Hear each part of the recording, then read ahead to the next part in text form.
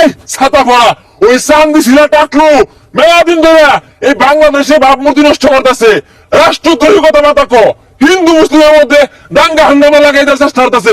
ওরে ধর তোমার কিছু না খাইবো। হ্যাঁ আমি ওটারে বুঝাইলাম যে আন্দোলন আন্দোলনে যাইস না, দেশটারে ভালোবাসুই। এক বদমাশির দল, এই ছাতা পড়া এত আন্দোলন হওয়ার ফাঁস কই তোকে বিশ্বজিৎরে যে প্রকাশ্য দিবা লোকে যে বাইরে পিড়ে হত্যা করলো মারলো, তখনকার তোকে আন্দোলন কই আসিন, তোর প্রতিবাদী কণ্ঠস্বর কই আসিন, তখন তো তোরা কেউ কথা কইছস না, তোরা তো একটা আন্দোলন হচ্ছস না। ওইসব আন্দোলন করলে এই মুসলমানরা কিন্তু প্রতিবাদ জানাইছিল। বিশ্বজিৎ কত আকুতি মিনতি করছে যে আমি মুসলমান না, আমি হিন্দু হিন্দু, তারপরে রক্ষা দিচ্ছে না, মাইরে আছে। ওইসব মুখ দিয়ে কথা আইসিন না।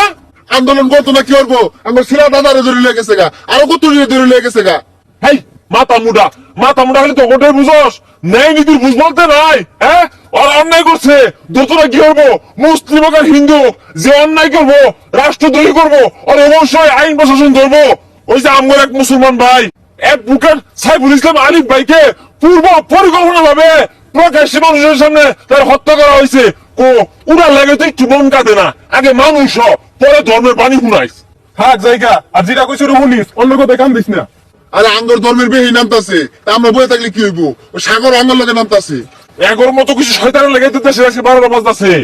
তুই পার্শ্ববর্তী দেশের দিকে ছায়া দেখ, সংখ্যালঘুদের উপর কি পর্যন্ত অত্যাচার নির্যাতন করতেছে। কই ওটা লোক কোন আমরা তখন লোকে খারাপ ব্যবহার করছি, তখন লোকে আমরা মারামারি করছি, কাটাকাটি করছি। কই তোর লোকে তো কত দিন ধরে চলাফেরা, একদিনে তো তোরা চলা মারলাম না। এই দেশের মধ্যে হিন্দু মুসলিম যে শান্তিতে বসবাস করতেছে, এই পরিবেশ নষ্ট করিস না। হ বন্ধু ঠিকই কইছস, হিন্দু মুসলিম বুঝি না, অন্যায় যেই করবো ওরই শাস্তি পাওয়া লাগবো, আর যদি অন্যায় না করে তোর ছাইড়ে দিব। হ্যাঁ ওই কথাটাই তো, দেখ কত বড় অন্যায় করছে, এত বড় অন্যায় করার পরও কি দিন বড় বড় কথা কো, দেশটার একটা মগের মুলুক পায়ে আছে। হ্যাঁ হ ঠিকই কইছস, দেশের ক্ষতি করলে লাভ নাই, তুই যা, আমি আন্দোলনে গেতাম না। হ্যাঁ নিজে বুঝছস আর সবাই বুঝাইস। তোরা সনাতনী ধর্মের লোক হইছিস দেখে যে তোরা অপরাধ করাবাস না, নিরপরাধ বিষয় কিন্তু এমন না, অপরাধ যে কেউ করতে পারে, আর ওরই সাজা হইব, কি একটা মগের মুলুক পায়ে আছে।